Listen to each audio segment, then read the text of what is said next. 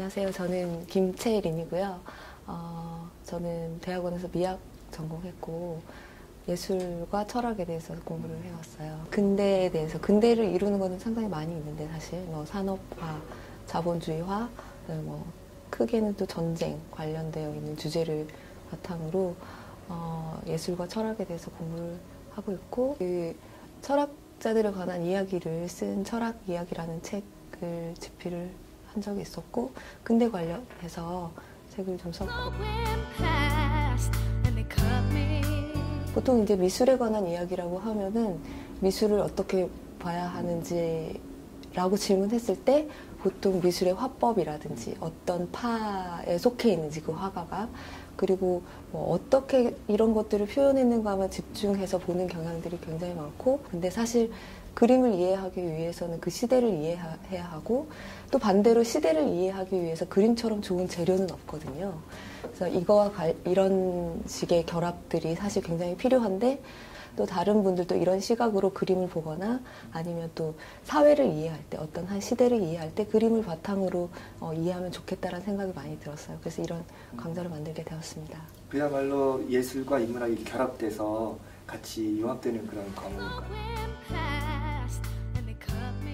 근대와 관련해서 제가 또 좋아하는 시기가 인상파, 인상주의 시대를 또 무척 좋아하거든요. 그때 당시 이제 파리가 굉장히 그 미술의 중심이었는데, 미술뿐만이 아니라 모든 문화의 사실 중심이기도 했었죠. 근데 그 시기에 활동했었던 많은 화가들이 명성을 얻었고, 또 지금까지도 굉장히 유명한 화가들이 많이 있어요. 근데 그 사람들이 굉장히 낭만적인, 인상파 그림들이 굉장히 낭만적인 그림들이라고만 생각하시는 분들이 아마 많을 거예요. 근데 사실은 그렇지는 않거든요.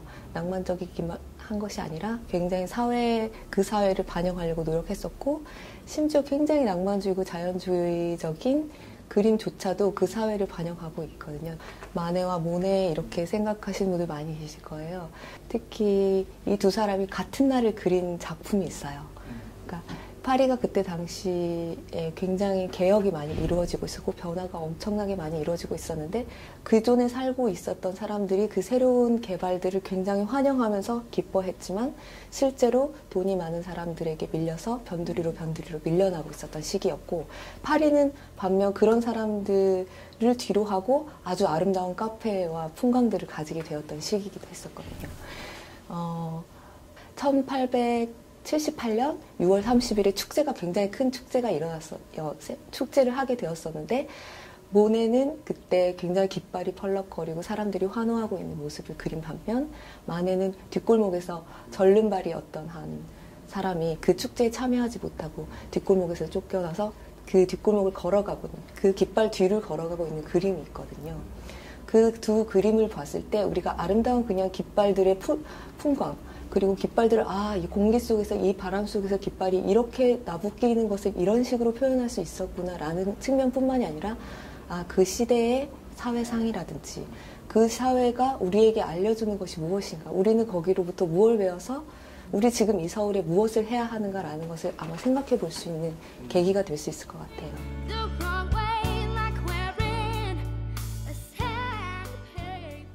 사실 르네상스 이전 시기까지만 하더라도 예술과 종교는 뗄래야 뗄 수 없는 관계였고, 예술의 가장 중요한 주제 중에 하나가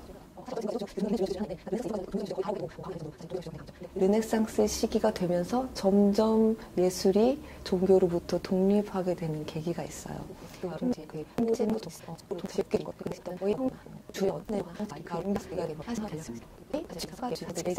예술가들은 종교로부터 조금 더 자유로워졌지만, 한편으로는 또 종교의 메시지를 다시 담으려고 하는 화가들도 또 다시 많이 생겨나게 돼요. 그래서